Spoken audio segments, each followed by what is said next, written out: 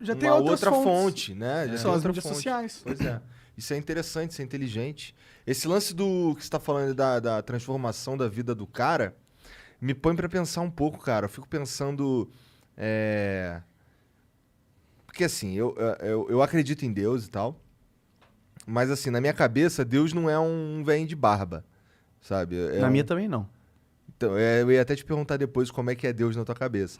Mas assim, esse lance dessa transformação, ela tem a ver com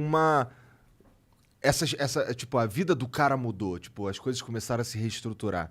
Isso tem a ver com uma mudança de energia na tua cabeça? Como é que esse cara consegue uma transformação tão profunda, pô, dobrando o joelho dentro de um banheiro?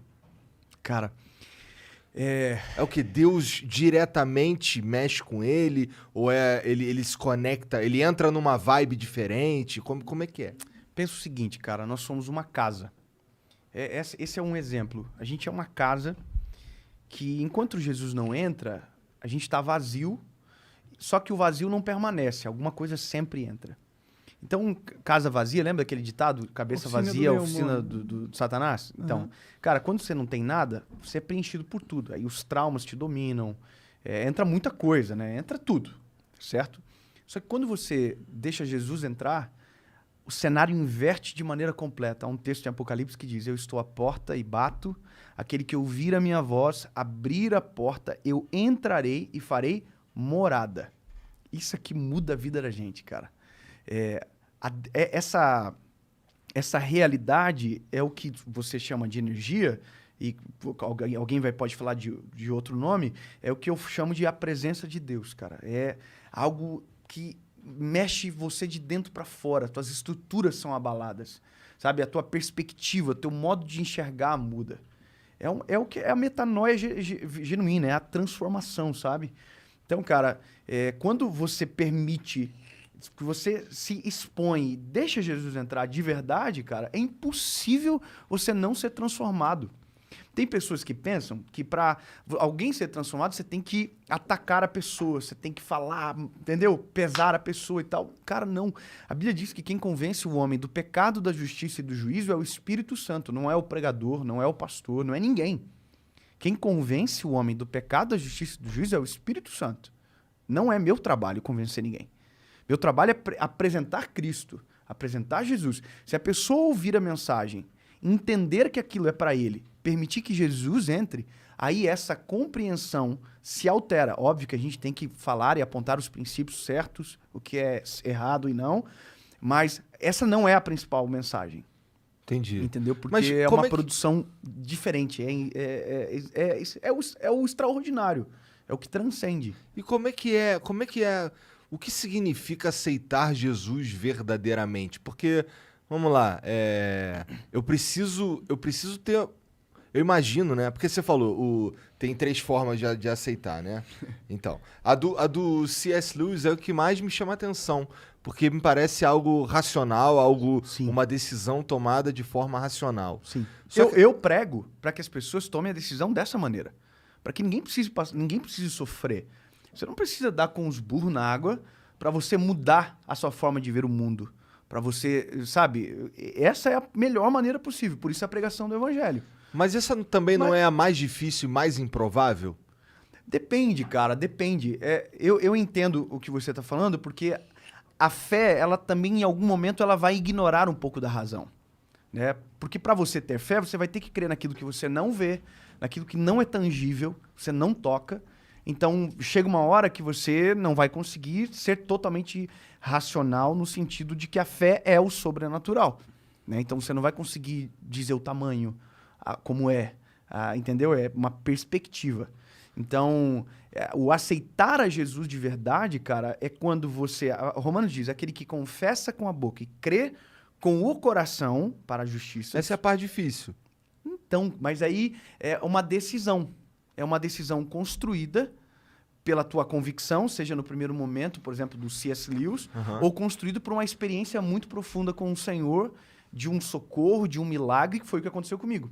Quando você olha os evangelhos, você vê pessoas que foram constrangidas pelo amor de Jesus e somente pelo amor, e pela pregação do evangelho, assim como você vê que pessoas que tiveram que ser curadas de alguma enfermidade primeiro.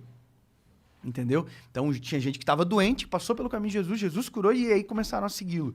Mas entende que são experiências antagônicas, diferente da outra, mas que o fim, na verdade, é o mesmo. Entendi. É que, assim, na minha cabeça, esse lance de, pô, tá, eu acredito em Deus, de verdade. Minha mãe é da igreja e tal. Ah, é? Fui pra caramba pra igreja. Qual igreja? Cara, hoje ela vai na Nova Vida, eu acho. Uma Acho igreja que é Nova evangélica. Vida. É, igreja evangélica. Uhum. Nova Vida, mas e foi bastante também na Metodista. E você teve Assembleia. bastante tempo dentro da igreja também, ou pouco? Cara, então, a minha história, ela é mais... Eu ia porque minha mãe tava mandando eu ir. Essa é a verdade. É a história de todo mundo, na maioria das vezes. Essa é a verdade. Eu ia muito mais porque ela mandava eu ir. Sim. E aí tinha vezes que eu...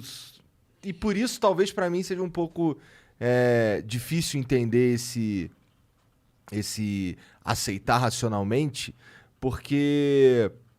Eu não sei, parece que precisa ter uma experiência ali que vai te mudar de alguma forma. Eu vejo esse negócio de aceitar racionalmente de duas formas.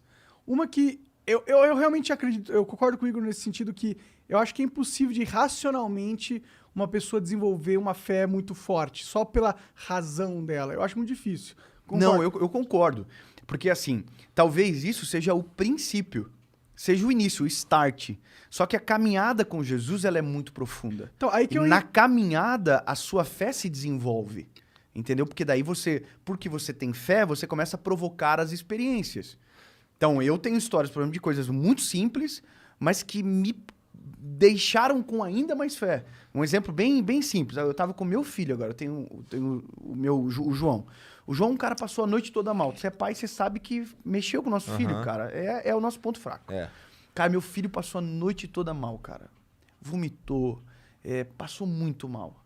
Quando nós acordamos de manhã, e ele tava naquele estado ainda, eu falei pra ele, filho, a gente tem um acordo na nossa casa que a gente fala a verdade sempre. Então, vai tomar vacina. Filho, vai tomar vacina. A gente não fala que vai dar uma volta e tem um golpe. A gente fala a verdade. Daí eu falei, filho, ó, pai vai te falar uma coisa.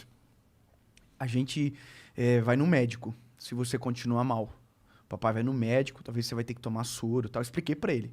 Cara, eu comecei a falar isso pro meu filho encheu o olho de lágrima na hora. Ele não quer ir no médico. Ninguém quer. E ele falou, papai, mas eu não quero ir no médico. E já chorando, cara. E eu já fiquei...